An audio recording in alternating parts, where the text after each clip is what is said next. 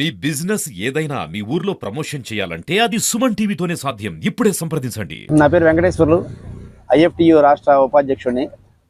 ఇక్కడ విశాఖ జిల్లా పెందుర్తి మండలం చినమేశ్వాడ ఆక్సిజన్ కాలనీకి చెందినటువంటి దళిత బహుజన పేదలు వాళ్ళ కాలనీకి అనుకున్నటువంటి ప్రభుత్వ స్థలంలో అంబేద్కర్ విగ్రహం నిర్మించాలని నిర్ణయించుకున్నారు. అయితే ఆ నిర్ణయించుకున్నటువంటి ఆ కమిటీలో ఉన్నటువంటి ఒక పెద్ద మనిషి, అధ్యక్షుడిగా చలామణైనటువంటి ఒక పెద్ద మనిషి, ఆ నిర్ణయానికి విరుద్ధంగా, ఆ నిర్ణయానికి వ్యతిరేకంగా అక్కడ ఉన్నటువంటి స్థలాన్ని దాదాపు 250 గజాల ప్రభుత్వ స్థలాన్ని ఆక్రమించే ప్రయత్నం ఆక్రమించాడు, ఇల్లు కట్టాడు. ఆ విషయమై అక్కడున్న మహిళలు, అక్కడున్న పురుషులు, ఎస్సీ ఎస్టీలు, బీసీలు అందరూ కలిసి ఈ ప్రభుత్వ అధికారులకి మన ఎంఆర్ఓ గారి దగ్గర నుంచి కలెక్టర్ గారి దాకా, మరి సిఏ గారి దగ్గర నుంచి కమిషనర్ పోలీసు గారి దాకా, అదేవిధంగా జీవీఎంసీలో ఉన్నటువంటి జోనల్ కమిషనర్ నుంచి పైన ఉన్నటువంటి కమిషనర్ గారి దాకా అనేక రకమైన ఫిర్యాదులు వాళ్ళ చుట్టూ తిరిగి ఇచ్చారు. ఇలాంటి దురాక్రమణ జరుగుతుంది, ప్రభుత్వం ఆక్రమిస్తారని చెప్తే ఏ ఒక్కరు కూడా పట్టించుకోలేదు. దానితో వాళ్ళు ప్రజా సంఘాల దగ్గరికి రావడం జరిగింది. ప్రజా సంఘాలు మేము కూడా జోక్యం చేసుకున్న తర్వాత ఈ విషయాల మీద మళ్ళీ తిరిగి అదే పద్ధతిలో అందరి అధికారులకు కూడా ఫిర్యాదులు ఇచ్చాం, తెలియపరిచాం. వెంటనే ముందు ఆ కబ్జాను అడ్డుకోమని మేము కోరాం. సర్వే ద్వారా దాన్ని నిర్ధారిస్తామని చెప్పారు. సర్వే చేశారు.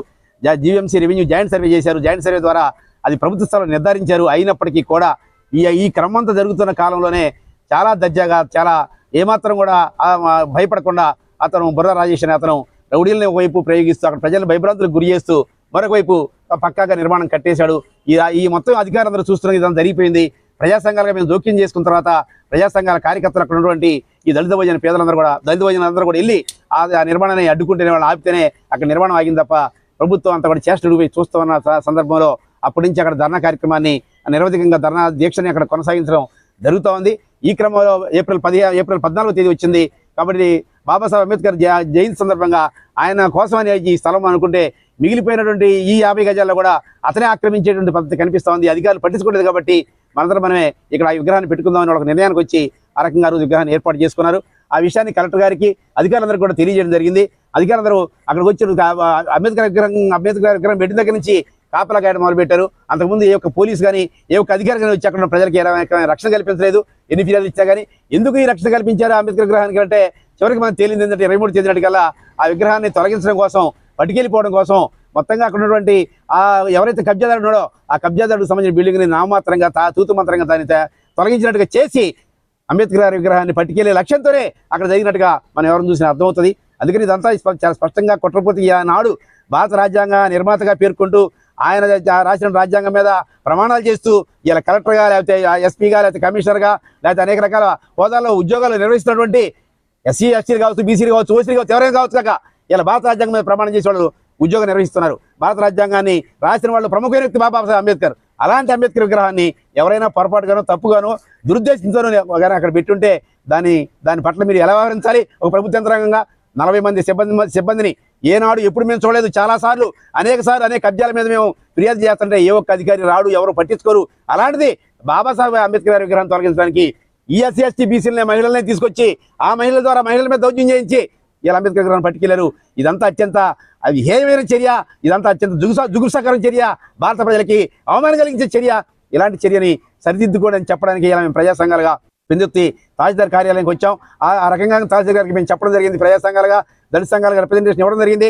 మేము వెంటనే మీరు జరిగినటువంటి సుప్రీంకోర్టు మార్గదర్శకాల ప్రకారం అక్కడ విగ్రహం ఉండకూడదని మీకు చెప్తున్నారు. ఆ మార్గదర్శకాలు ఇక్కడ పెట్టిన విగ్రహాన్ని వర్తించమని మేము స్పష్టంగా సుప్రీంకోర్టు ఆర్డర్ సైతం ప్రింట్అవుట్ తీసి వాళ్ళకి ఇచ్చి వివరించి చెప్పాం. మేము కూడా వినతిపత్రం ఇచ్చాం, ప్రజలు వినతిపత్రం ఇచ్చారు. దాని ప్రకారం మేము ఖచ్చితంగా దీన్ని తిరిగి అక్కడ దాన్ని ఏర్పాటు చేస్తామని హామీని ఇక్కడ ఉన్నటువంటి పెందుర్తి ఎంఆర్ఓ గారు ఇచ్చారు. మన పెందుర్తి మండలం చినముషులవాడ గ్రామం సర్వే నెంబర్ 166లో 53 సెంట్లు ప్రభుత్వ భూమి రికార్డుల ప్రకారం వాగుగా ఉంది. ఆ వాగు రికార్డులో ఉన్న పైన ప్లెయిన్గా ఉండటం వల్ల ఇది ఆక్రమణకు గురవుతుంది. ఈ లేటెస్ట్గా ఈ అంబేద్కర్ బొమ్మ ఒకటి పెట్టారని తెలిసింది. అనుమతి లేకుండా అంబేద్కర్ బొమ్మను పెట్టడం వల్ల అది తీసివేయటం జరిగింది. తర్వాత ఈరోజు వాళ్ళు మనకు రిప్రజెంట్ చేశారు. ఈ కలెక్టర్ గారికి పర్మిషన్కి అప్లై చేస్తున్నాం, కాస్త సహకరించండి అని. వాళ్ళ రిప్రజెంటేషన్ అంబేద్కర్ బొమ్మని యథాతథిగా మళ్ళీ అదే ప్లేస్లో పెట్టుకునేటట్టు పర్మిషన్ ఇమ్మని అడుగుతున్నారు. పర్మిషన్ ఇచ్చే అధికారాలు అయితే నాకైతే లేవు తహసీల్దార్గా. వాళ్ళు ఇచ్చిన రిప్రజెంటేషన్ మనం కలెక్టర్ గారికి పంపుతాం. కలెక్టర్ గారు ఆదేశాల మేరకు మన తదుపరి యాక్షన్. నా పేరు డాక్టర్ రాజేంద్ర ప్రసాద్, భీమసేన వారి జనరల్ సెక్రటరీ. ఈరోజు ప్రజా సంఘాలతో కలిపి మన పెందుర్తి ఎంఆర్ఓ గారిని కలవడం అయింది. నిన్న 23వ తారీఖున ఆక్సిజన్ డిఫెన్స్ కాలనీలో అంబేద్కర్ గారి యొక్క విగ్రహాన్ని జీవీఎంసీ అధికారులు, రెవెన్యూ వాళ్ళు కలిసి తొలగించారు. ఇది అప్రజాస్వామికం. ఎందుకంటే 250 గజాలు ఉన్నటువంటి ఆ స్థలము ప్రభుత్వ స్థలం ఎవరో ఆక్యుపై చేస్తున్నారు, కబ్జా చేస్తున్నారని నెంబర్ ఆఫ్ టైమ్స్ కలెక్టర్ గారికి, సిపి గారికి, టౌన్ ప్లానింగ్కి కంప్లైంట్ ఇచ్చారు. అయినా వాళ్ళు పట్టించుకోలేదు.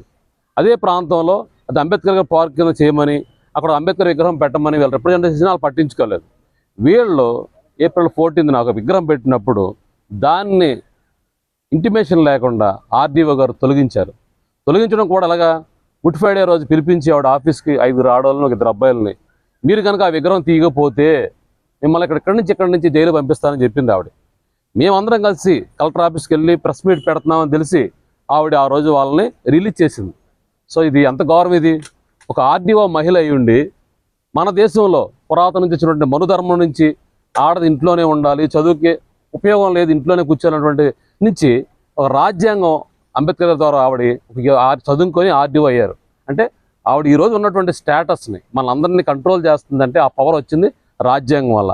అటువంటి రాజ్యాంగం రాసినటువంటి అంబేద్కర్ గారిని ప్రపంచం అంతా కొనియాడుతుంటే, విజయవాడలో పెద్ద విగ్రహం పెడితే, హైదరాబాద్లో పెద్ద విగ్రహం పెడితే, ఈవిడ గారు వచ్చి ఈవిడ కనుసన్నల్లో ఆ విగ్రహాన్ని తొలగించారు. ఇది అప్రజాస్వామికము. దాన్ని ఇమ్మీడియట్గా విగ్రహాన్ని అక్కడ పెట్టమని ఈరోజు మన సంఘాలందరితో కలిపి మనం ఎంఆర్ఓ గారికి కలవడం అయింది. ఇన్ కేస్ ఆ విగ్రహం అక్కడ పెట్టకపోతే విశాఖపట్నంలో దళిత సంఘాలు, ప్రజా సంఘాలు అన్ని కలిపి దీన్ని ముందుకు తీసుకెళ్తామని విగ్రహం పెట్టే వరకు జై భీమ్.